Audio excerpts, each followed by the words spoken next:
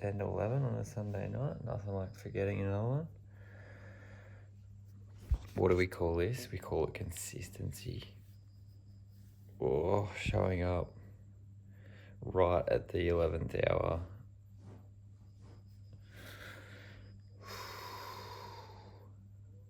What does one talk about for 15 minutes? That's the challenge, isn't it?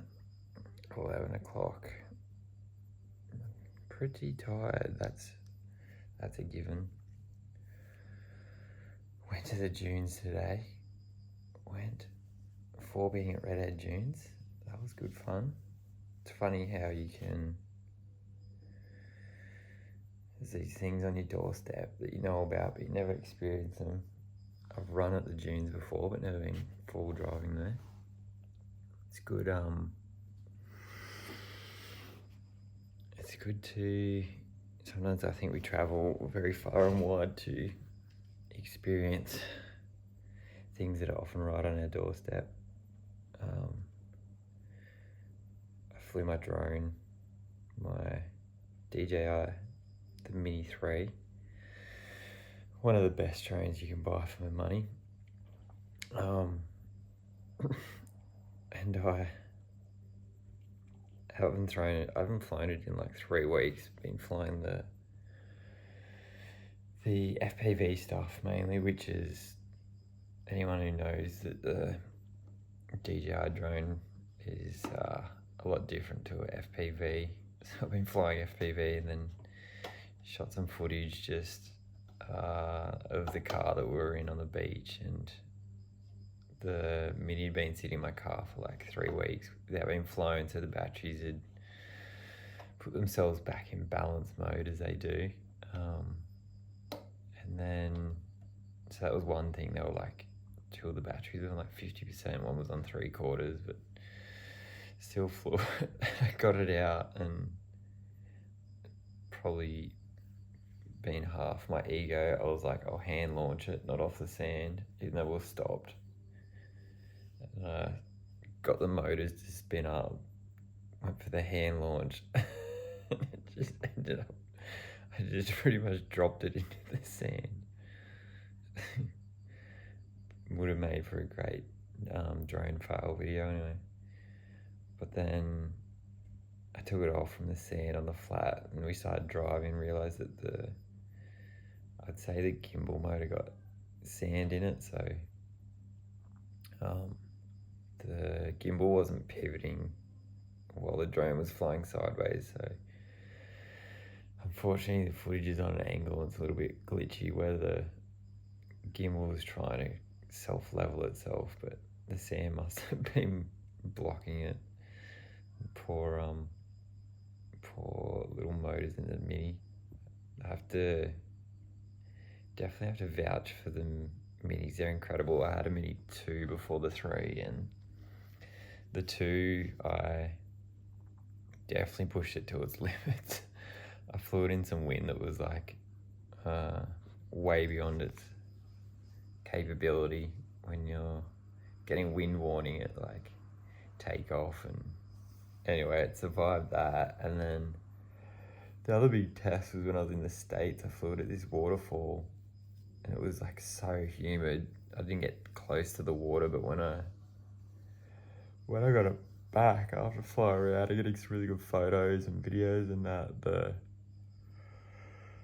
drone was saturated, but it's like I'd taken it through the waterfall and it like held up so well.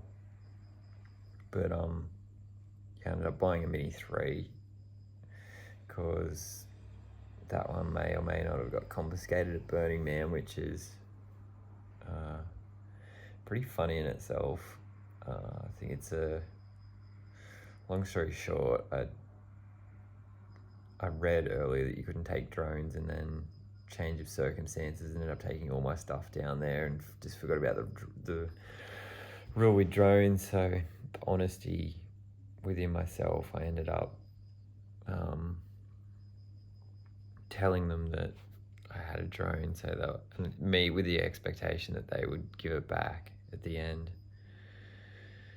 And then they were like, no, once we take it, we're confiscating it, you won't get it back. So I handed them the drone itself and kept the remote and the batteries, and then realised that my assumption was that I could get another one like quite easily and cheap, just the drone itself, but ended up not being the case. They're actually pretty hard to find on their own, and I think I did track them down new, but they were like so expensive compared to what you could put towards a new one. So the Mini 4 had come out at the time, and the Mini 3 was like nearly half the price. So I think they're up to the 4 at the moment, but the 3 to the 4 isn't much of a change in terms of what it can do. I think it's just more sensors on the 4, it's like side angle sensors that the 3 doesn't have, but we don't like sensors anyway. It's although could possibly help. I've flying sideways with a DJI drones is really good, like in comparison to FPV, because you can just get some really good side angle footage of moving objects, which is looks really good. Got some good footage of one of my mates running literally the day that I got the Mini 3, so yeah, definitely recommend them. My other latest DJI toys,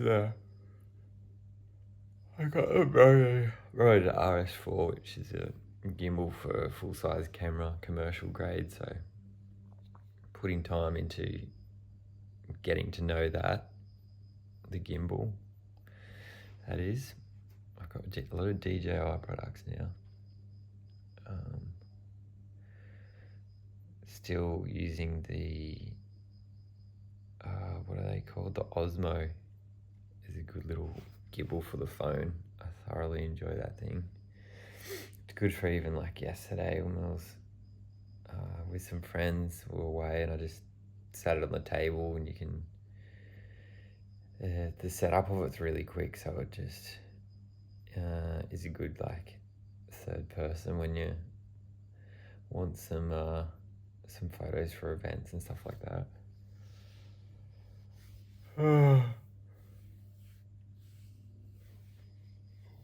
What is front of mind for me?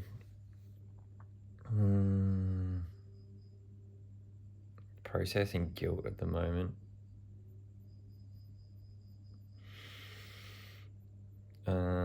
Decisions around friendships, possibly whether I've never done the right thing there, whether I've gone maybe a bit too hard with it and need to be a bit more selfless as opposed to selfish, if that makes sense. But I'm still a lot more at peace with the fact that I'm not perfect either. And it's like I don't always get it right, and maybe I have, maybe I haven't. I'll just probably unpack that a little bit more before it's probably the underlying emotion that needs processing as opposed to the scenario. Guilt's something that's quite common within people. I guess you'd label it as a negative emotion, but usually highlighting something within self. And for me, it relates to have it come up within money and around owing people. Guilt around owing people something. Guilt around doing things for others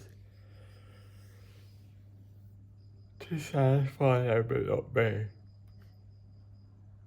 To satisfy others but not me. How can you break that down? It's the wanting to be liked by everyone. But wanting to be liked by everyone comes at a cost to me, and it's recognition of that and knowing that not everyone's going to like me. And for me, it's around standards and having high standards for self, and in order to grow and expand and be around people who are on a similar trajectory, I need to be conscious of who sits at my table and who is willing to grow and expand and be evolving, not necessarily with the same values or the same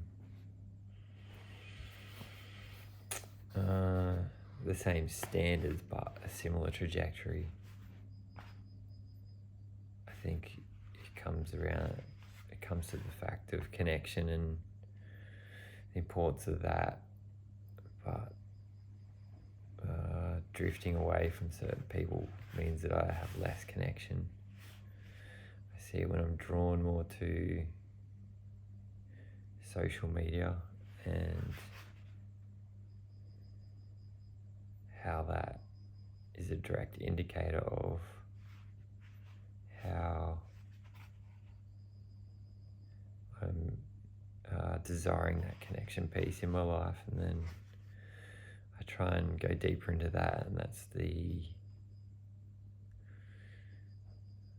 comes back to everyone's a mirror for yourself. So it's like if there's a desire for connection, it's usually that you have disconnected from self or need to give the self more love, the human being.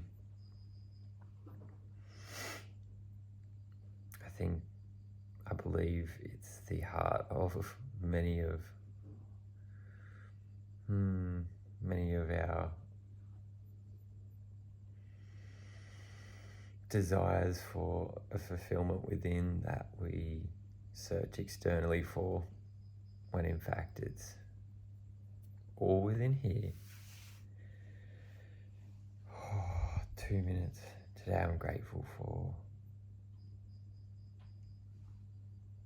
my physical body,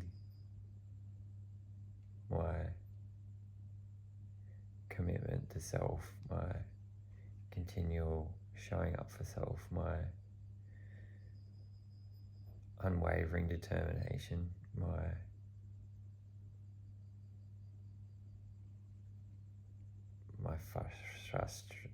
frustration,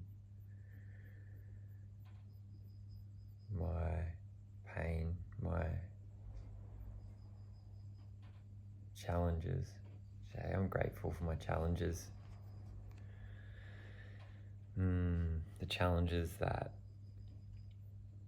come before me are challenges that I wished upon myself, and I march forward into those, and instead of concerning myself with the details of the challenge, I'm choosing to move forward and move through them, and to invite more love and joy into my world. That was my intention for 2025, and yesterday was a great example of the intention that you set and what the world presents to you, and how you can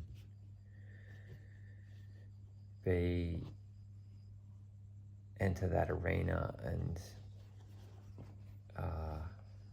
whatever you put out there into the world, you will receive in return. And yesterday was a beautiful example of laughter, connection,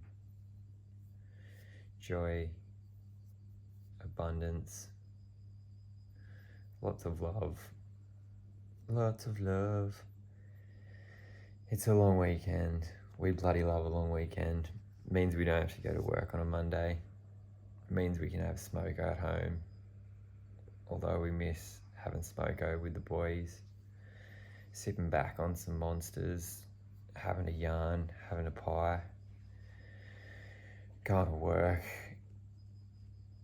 whinging about the missus, waiting for knockoff, going home, getting on the beers, having a grand old time, rinse and repeat. Let's go, lads.